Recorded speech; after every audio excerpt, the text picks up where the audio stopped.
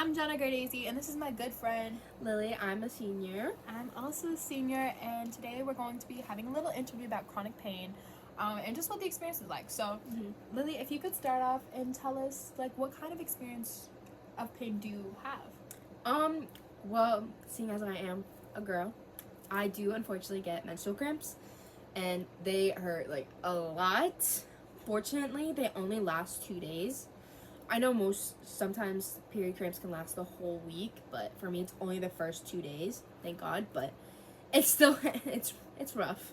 It's pretty rough, right? Yeah, I have to take ibuprofen, so like it's hard to function. That's pretty much the same for me as well. I also have really horrible menstrual cramps and endometriosis. So a lot of girls with endometriosis have really pretty painful period cramps that impact their daily life. So Yes. can you actually talk about how period cramps impact your daily life, like whether that's work or school? So, during the summer, what I do during the day looks a lot different than during the school year. During the summer, I can lay down more with a heating pad. I can relax more. I can drink tea. I can read. I can do anything that just like helps suppress it. But during the school year, when I also have to work, and I work with little kids, so I don't really get much time to just sit. School is a little bit easier because we are sitting during classes. But it still hurts, so I do have to regularly take ibuprofen throughout the day. At work, it's a lot worse because I have to bend down a lot because I work with like toddlers. So whether I need to tie their shoe, I have to help them put their shoes on, I have to help them clean up, that kind of thing. They don't hurt as bad during the summer because I can take it easier. But during the school year and when I'm at work, it's a lot worse. Yeah. Would you say that school stress and work stress influences how you perceive the pain? If you're really stressed out with your schoolwork or with your physical job itself, would you say that has a tendency to exacerbate your symptoms of pain? Definitely. I think they definitely exacerbate it because I'm more stressed out. So it's almost like the pain's quote unquote heightened, even though it's probably not. It's just my brain being like, oh my god, it hurts worse because you're stressed. Because during the summer when I'm not stressed, it's not as bad and it's more manageable because I'm not stressed. I don't have anything going on. Yeah, that's for sure. Okay, so besides ibuprofen and heating pads, is there any other form of therapy for it that you've heard of, just from your own experience? It's kind of weird, but my friend who has cats, they do something, I don't remember what it's called, but they basically make stuff. I think it's called biscuit. Oh yes, kneading biscuits. Yeah, and whenever her cats do it, she does it. So they do it on her where it hurts, and she says that helps. A massage. It's like a little baby massage. It's like a baby massage on her abdomen where her period cramps are, and she says that helps. I've also heard people I have one friend who's she moves around every time she gets a period cramp, and she she'll go for walks and stuff. I'm personally I can't do that because it's I'm dying almost when I get my period cramps. I'm just dying. I'm Me too, not me too. mobile. No, one time I was just laying on the floor Yes, I will say laying just on my stomach does help even when I haven't taken anything. It's just the pressure on it. I don't know, there's something about just putting pressure where the cramp hurts or where you get the cramp that also helps. A couple more questions for you before we finish up. Yeah. Do you feel like the nurse's office or even going to the doctor is a safe space for you when you're having really, really painful period cramps? I would definitely say more so the doctor's office. I mean, the nurse's office does help because they are able to provide a place to lay down. They have heating pads? Or? They do, but it's not an actual heating pad. It's kind of one of the ice packs that you pop. Yeah. They have those, and they are able to offer pain meds, just not the dosage that personally I need. Yeah, I get They that. only give me 2 ibuprofen, which I'm probably supposed to take, but I do take 3. My stepmom's a nurse. She says it's okay. No, so literally. I take 3. For me, personally, I have to take really, really high doses of ibuprofen for it to have any effect. Yeah. 2 does nothing. I had to take 3 for it to work. I do feel like the doctor's office is able to help more. Help more? Just because it's a doctor's office, they have more supplies available, and if needed, go to an ER. No, you're so right.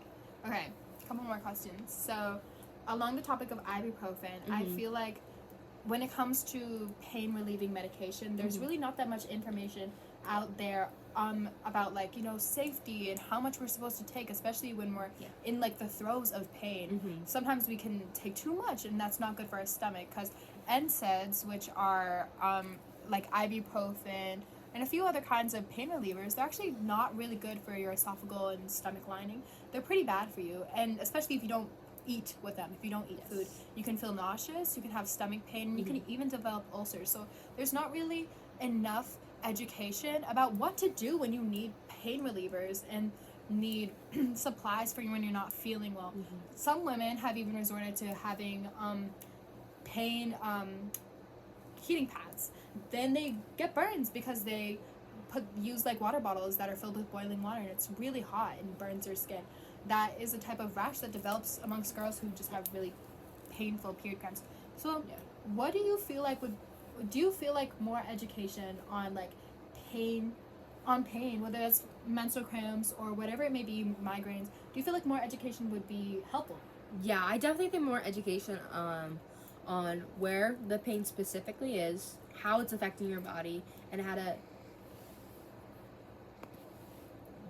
to directly attack it, and what medications actually work versus ones that just seem like they're working, I think would be a lot more helpful, especially for younger girls who are just getting their period and just getting those cramps and not understanding how to work with it and developing those heat rashes, which has happened to me when I was really young and I first got it. It doesn't anymore because I know how to kind of combat it and not put it directly on my skin, but still have it be effective.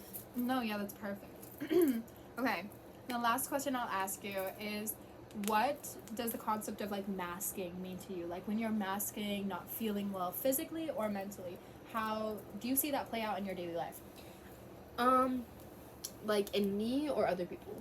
Both. So for me, I definitely do think I mask it during the day, especially at school and at work. Like even when the pain's really, really bad, I tend to just mask it so it doesn't seem as bad, especially when I'm in front of my kids. I work at a daycare, assistant teacher, call them my kids, same thing. They're like my students, but I definitely mask it in front of them because they won't get it and they won't understand. And I try to mask it as best as I can during classes because at the end of the day, I still want to be focused and try to like learn what's happening. I don't want to be a distraction or disruption. But in front of the nurses, like I don't mask it at all, so that way they can help treat me properly. And I do know a couple other people who do mask it during the day as well when they are on their period and they have those period cramps. It's just easier to mask it than to like sit there with like a grim expression on your face thinking that you're making it seem like you're dying to like the teacher or someone else in your class might think that you like are miserable and you need to go to the ER when in reality you don't. It's just period cramps. Yeah. Well, actually, I know I said it was the last question. This is like the last question. You're good. Do you feel like it's not socially acceptable for you to feel pain and feel unhappy in front of others, especially like whether that's crying or even having a grim expression on your face? How do you think society perceives that? I definitely don't feel like it's as accepted as it should be because like everyone feels pain. Like no one's not gonna, unless you have that really weird condition where you don't feel pain. That's like a 1 in a million chance, but everyone pretty much feels pain. Everyone gets sad. Everyone can be sad. It's okay. Yeah. But I just feel like every time like someone is in pain and they show it or they're sad or they like just have like a kind of meh expression, everyone like makes a really big deal out of it. And depending on the pain, yeah, it needs to be made a big deal. But if it's just like period cramps, like they hurt, yes, but don't make it big, like don't draw attention to it. Yeah. Which I think is part of the reason why a lot of people mask the pain, so that way no one draws attention to it and everyone's just like staring at them while they're in pain. Yeah.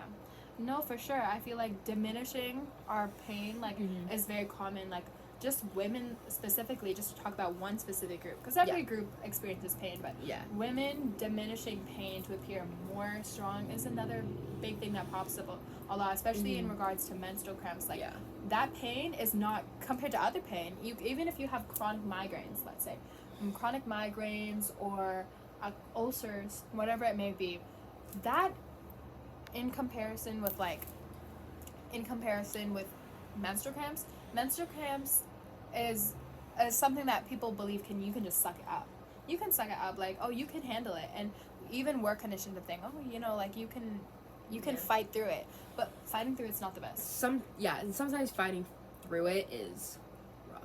It's very rough. Like, my mom, who is also a woman, goes through period like anybody else. When she was younger, hers were so bad, she had been sent to the ER 3 times because of her period cramps. Oh my god. Yeah. And so she had to go on birth control, which I am on too, because it helps. Because before the birth control, my period cramps were really bad. I was also in the ER a couple of times because of it, because we thought something else was wrong. That's to show how bad it can be. Like, the pain can be so bad that you think something else is wrong and you end up in the ER, which happened to me. Yeah. And my mom. So, and I'm glad that there's medication out there that can help it, like birth control, but it doesn't work for everybody. Yeah, and there's also a societal stigma against taking birth control too. Exactly. It's like, oh, you're taking birth control? Are you active? Like, yeah, literally. No, but birth control literally is one of the reasons that my period cramps are not as bad. That I can function in society. Literally. It's, that is such an interesting topic. And you know what? Yeah. We'll have more to say in the future on this little blog, but thank you so much for your interview, Lily. Do you feel like this helped you express how pain impacts you in your daily life? Yeah, definitely. Awesome. I would say so. I would say so. Awesome. Thank you so much.